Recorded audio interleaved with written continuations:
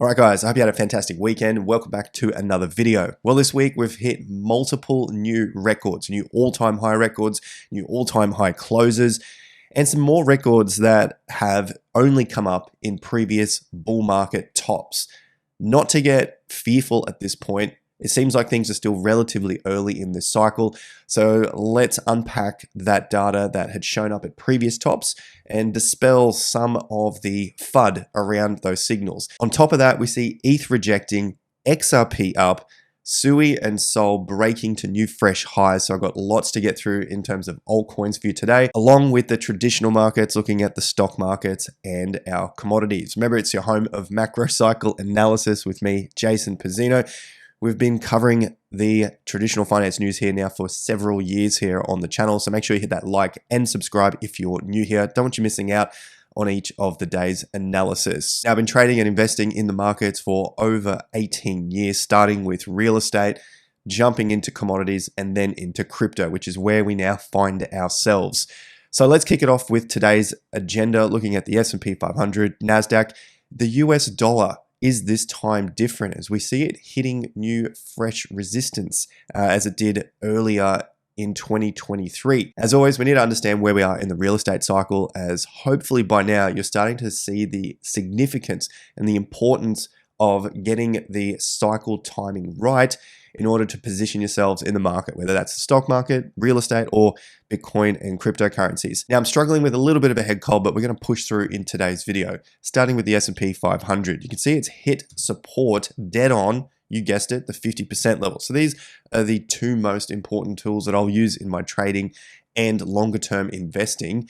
50% of the range here typically shows you support and resistance levels that the market likes to come back to, like a magnet, to test, to then decide whether it's finding some strength and going up, or will eventually find some weakness and fall back through them. And you have to apply these across each of the time frames, whether it's short term, medium term, longer term.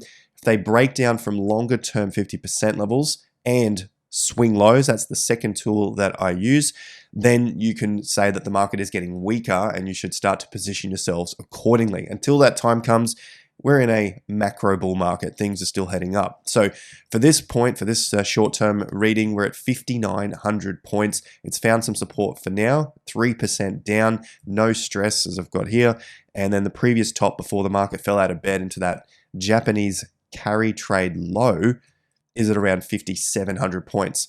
The percentage move to the downside is about 5.5. And if you've been following through on the previous videos over this year and last year, when everyone was calling for recessions and 20% corrections like we saw in 2022, the likelihood of 20% corrections is very, very unlikely just based on historical data. You don't often get 20% corrections, although you do get every single day some analysts telling you that this is the top and we're about to collapse 20%.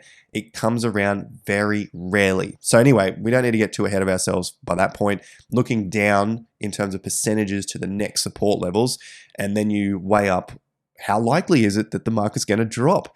Well, you can start to see 5.5%, there is a possibility. So that's the previous top and the previous bottom. And then back to the 50% levels around 7, 8%. So it's still possible and still not going to break the trend. And then back to the next swing lows, about 10%, which starts to become unlikely, not impossible, but unlikely. And then 15%. So 15% rarely happen like the 20%. When they do, things get bad. And we want to understand that for Bitcoin and cryptos. Because if this gets bad, if the stock market, traditional finance gets bad, you're not going to see the same sort of pumps in Bitcoin and cryptos. It's just a historical fact over the markets. When things go down, people aren't going to be risking their paychecks on, rubbish meme coins and things like that. Okay, so here we are. That's at 15% to that low, and the Japanese yen carry trade fearful low in August was just barely 10%. So we'd have to get something even more extreme than that to get this market to crash. So I have spent a little bit longer than I typically do on the S&P 500 because Friday was a significant down day, 1.2%, so a negative drop there. The last time we got that was August 31st into that low just before the election.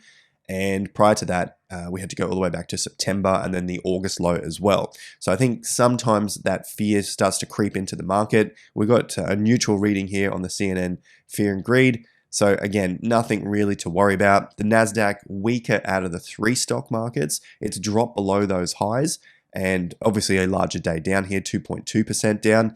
The Dow Jones stronger at the moment than the NASDAQ.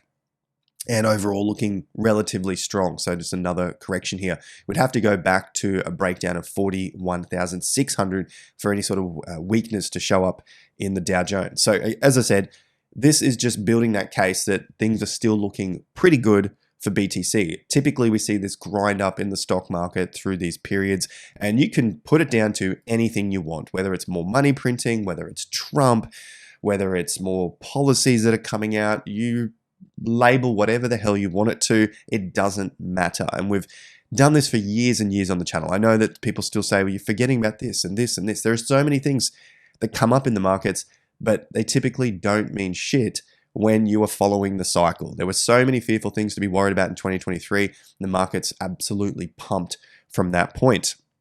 Now, one thing I will look at, because we're not always guaranteed to be right, let's put it at that, is the US dollar. Now, it hasn't broken out of 107. Very, very big level coming up right now, and it's just tipped, like a cent away from that. Does this change anything? It doesn't seem like it. What my theory was for the cycle is that we would start to see a downtrend for the US dollar, and we attempted it once, twice, 3 times, got to this 4th time, and then it's basically shot back up, which could be looking like a bit of a double bottom here. If this thing continues to go up, this would be different to previous cycles. However, the rest of the cycle has continued to play out. What am I talking about with the cycle? Well, it's the real estate and economic cycle. We've continued to see higher prices for the stock market, for real estate, which is the most important here, and the economy has continued to be strong. No matter which president was in, no matter which news outlet you're watching, the economy has been strong. The data points came through and the economy has been strong. That's why the stock markets have continued to also go up. Future earnings, which is what the stock market bets on, have also continued to improve. Not straight up, but they've continued to improve, and the prices are higher. That's why we're at new all-time highs. So in terms of the US dollar, we still have not got the breakdown under 100, which is something that I've been thinking is going to happen. The reverse has happened here, and we're now back testing 107, breaking through key resistance levels. If this is to break down, because we still haven't got the breakout, this could send Bitcoin and cryptos even higher because they're showing strength in the face of a strong US dollar. The markets have continued to do what we thought they would do: Bitcoin going up, cryptos going up, real estate going up, stock market going up. Nonetheless, it's interesting. I don't always get the analysis 100% correct. Let's continue to follow up with future videos. And this is something that is basically back at the 2021 peaks. You can see the 7-day moving average trading volume through April into May hit peaks of around $170, $180 billion over that 7-day period. Now, we're sitting at $126 billion. So the only other time the exchange volume was this high was back at that previous peak when Bitcoin got to around 65K and altcoins went crazy. But we are relatively early in the cycle. It still seems like there is 11, 12 months at a max. We'll obviously readjust depending on what data we see. But the interesting thing to note here is that that's what happened last time when it broke through those tops. So you can see the 2017, 2018 tops at about 20, 30 billion.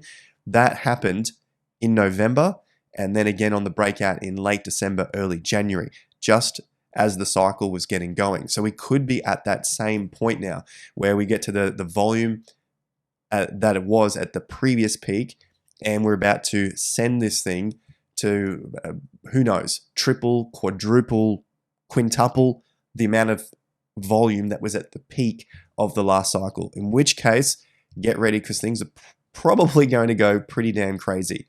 But for now, we are seeing a drop off here for the Bitcoin search volume. I've got another one up here, meme coin, which we'll have a quick look at as this is at a new all-time high.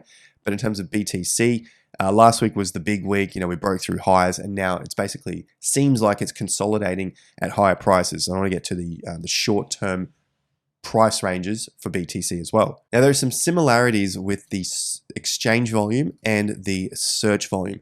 Check out what happened in November 2020, where you get a test up to those tops, a pullback, and then a breakout to new highs. So more search volume than any time previously in history. So we're getting close back to those tops. We've got a pullback. This could be over the coming weeks where we send it and more interest comes into Bitcoin and cryptocurrencies. And we're already starting to see that with obviously the most popular sector in crypto this time around, meme coins. So I've got meme coin in the search volume here, past 5 years. It's breaking through the tops that happened on the breakout of last year when Bitcoin broke out of 30K. Meme coins had a big search volume, another big search volume, and it's basically gone quiet since then. Over the last couple of weeks, the search volume has exceeded that point, and this week is actually higher. So it seems like the search volume is shifting from Bitcoin to meme coins just for this week. At least that's what the data is showing here. What we're also seeing is a slight shift in the market sentiment. So the greed, although we're still in extreme greed, we've dropped off a little here just after a big day up to 90, the first time we've hit that in this cycle. So as I said in the intro, we are hitting new, fresh records for this cycle. New, fresh daily, highest daily closes, highest weekly closes, obviously all-time high prices. For altcoins, also all-time high prices. And we're finally hitting that in the fear and greed. You can see here 90, and we've got that equal top. So maybe I lie there, but it was the equal top at 90 back on the 4th or 5th of March there, when Bitcoin got to that 74K level, just short of the 74K level, which happened the week after. Nonetheless, we're back at those tops. This time, however, it's this grinding effect into that extreme greed. And as we've pointed out with previous cycles, when you're in this extreme greed, it can last for quite a few months in a row. 2 to 4 months is what we've previously looked at here. You can see October, November, as it breaks into greed and extreme greed, lasts in this zone for a while. You can get some quick flush outs because of how high the sentiment is, yet the price doesn't have to go down that far. So something just to be aware of as we move forward. Liquidations also high. Recapping from last week, they were very high, and then obviously over the weekend, longs have continued to get liquidated. That's the fresh news here. More and more longs continue to get liquidated as people are waiting for that next price. Whether it's 95, 96, 98, 100K, they keep trying to long the market here, yet are getting liquidated. The 24-hour volume is around $380 billion.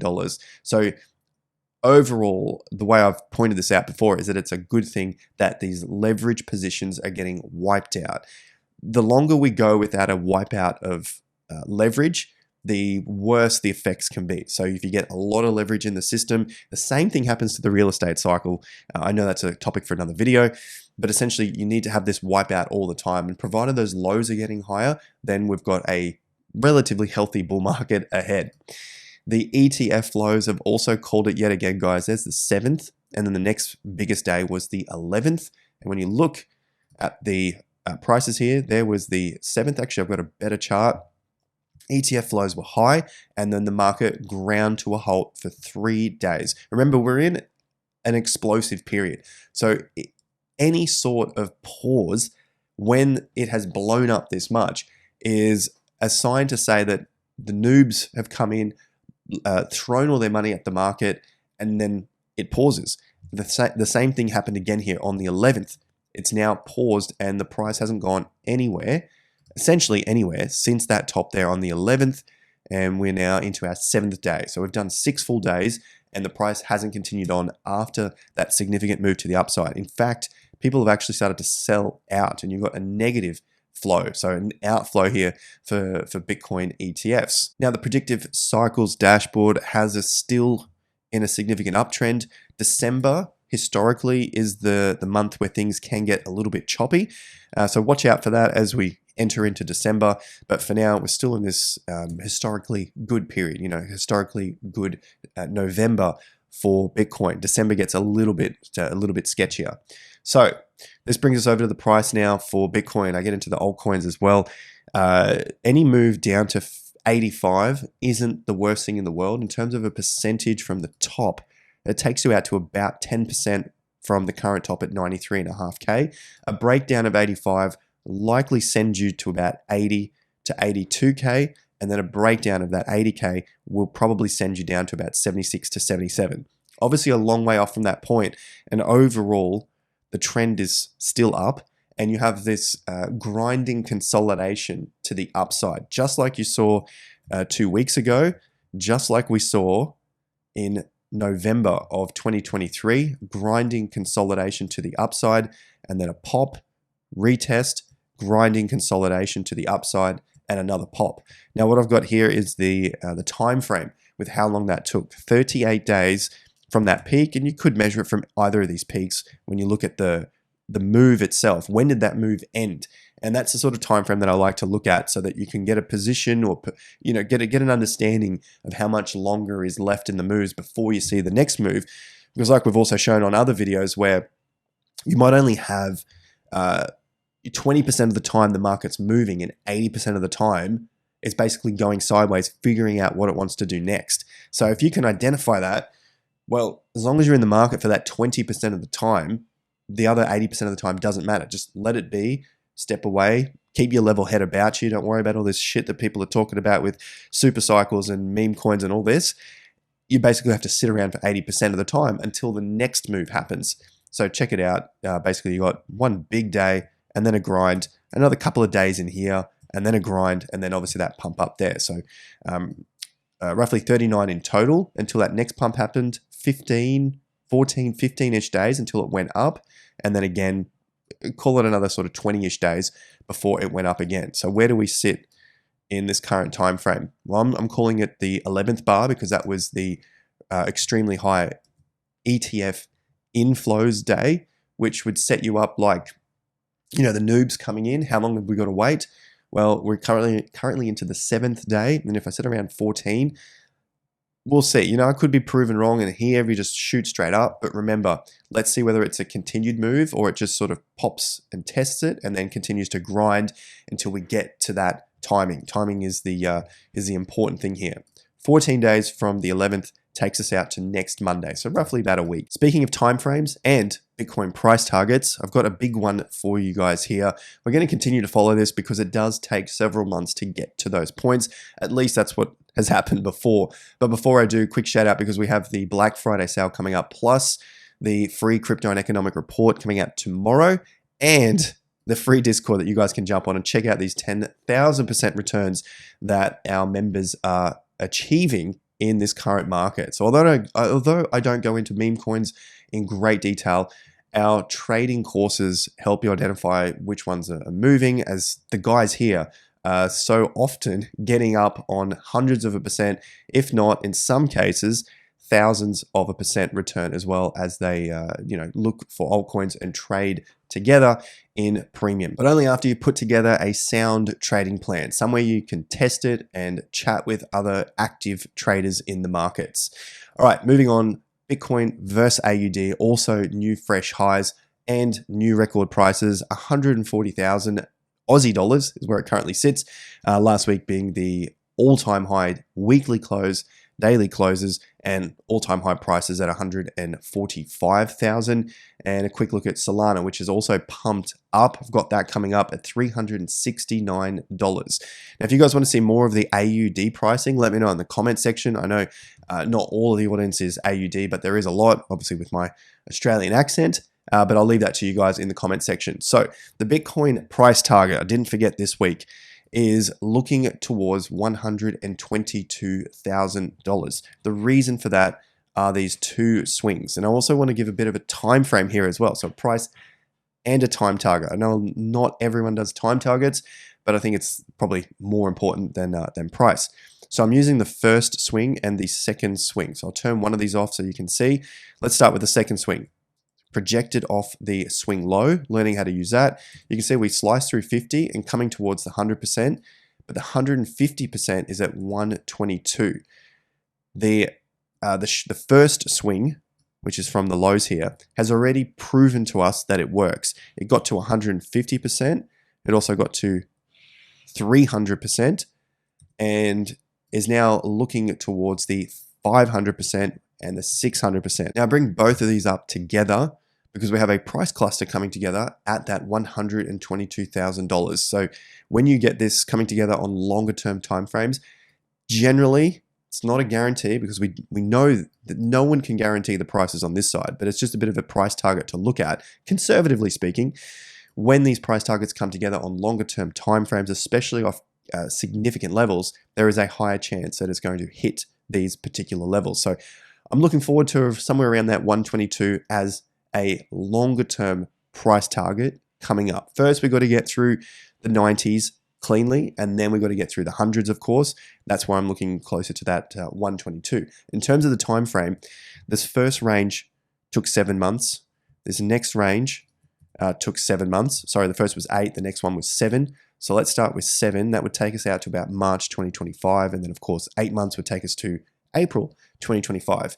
Having said that, if this market is speeding up and things are going a lot quicker than they were at the beginning, which generally happens, then you could look somewhere around 4 months to 5 months. So that takes you December into January. So half of those time periods as well to get to those points. If that does happen, well, you can see what happens in the past. Big, fast moves to the upside generally are met with pretty significant moves in the counter trend before maybe the trend continues from there. So just keep that in mind if we do continue to race up to these next targets at around 100 and around 122. So we've covered this Bitcoin data here. In terms of the 7 to 10 day, that also played out. Just a quick look. You got your 9 days up, and then we had the correction. So again, 7 to 9 days in a particular direction is typically met with some sort of at least pause, sometimes a correction from that level. Now, I also had the USDT or USDT dominance. It's found support at the exact same price again. So this is something that we've been following now for weeks, months, but in terms of the most recent support level, this has paused the market at exactly the same point as it has done for each of the previous cycles. Nothing much left to add here. If this does shoot up, that's going to put some pressure on Bitcoin and altcoins. If it finally breaks down, this will be something different, if you want to call it that, from previous cycles because it hasn't found support on this diagonal, but that could lead to even bigger gains for Bitcoin and cryptos. Speaking of which, total cryptocurrency market cap, new all-time high last week. As we had here, above 2.2 trillion was strong. Below this is weak. I guess we can say that that's likely over for this cycle as we head to new, fresh, higher prices. Speaking of fresh, higher prices, ETH wasn't able to get to those levels and close above 3,400. This was one of those price targets that I did not put on last week's video because ETH has still looked relatively weak overall compared to some more of the majors. And in this case, ETH failed at the 50% extension. So the range here, an important low to the top, to the next important low, you project that, and 50% came in at $3,402. It failed and rejected. So really important levels now to watch is above 3,400 and the top here at 3,600. Other than that, it's looking weaker compared to Solana and Sui. And this failure here for ETH has continued on ETH BTC, possibly coming towards an end here, but it's also shown a new fresh low for this cycle, ETH BTC, just this last week, getting to a fresh low there of 3.3%. But in terms of timing, still got another couple of weeks left until typically it would find a low before reversing. So I'm not getting out of all my ETH positions because I think this is way too late in the move itself. If it's to break down from these lows, then ETH has got a pretty dire time ahead.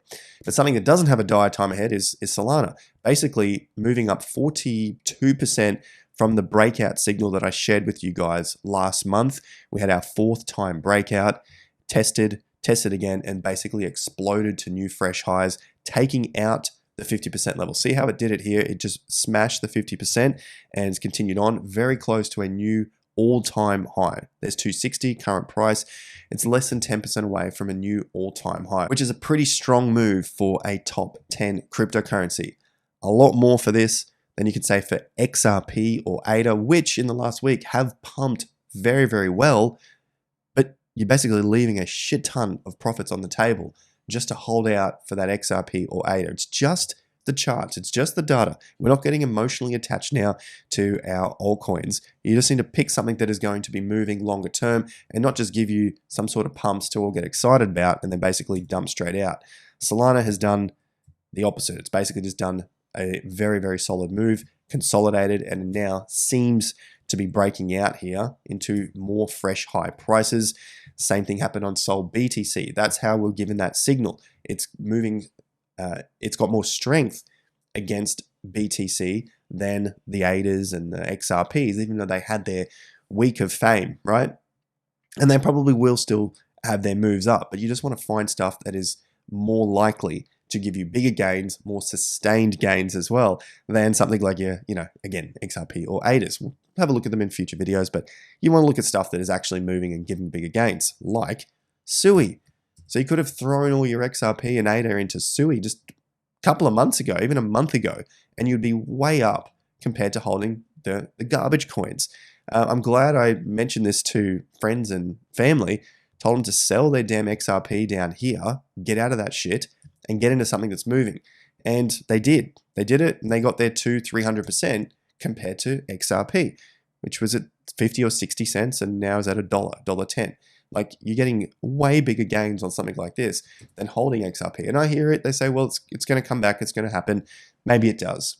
But you just want to put the probabilities on your side, especially when these altcoin seasons don't have that long. They typically only go for about a year and then die out if you're lucky. So put the probabilities on your side.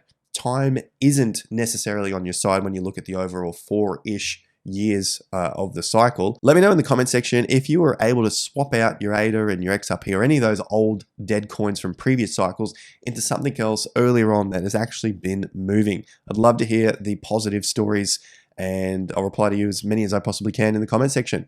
Thanks, guys. I'll see you at the next video.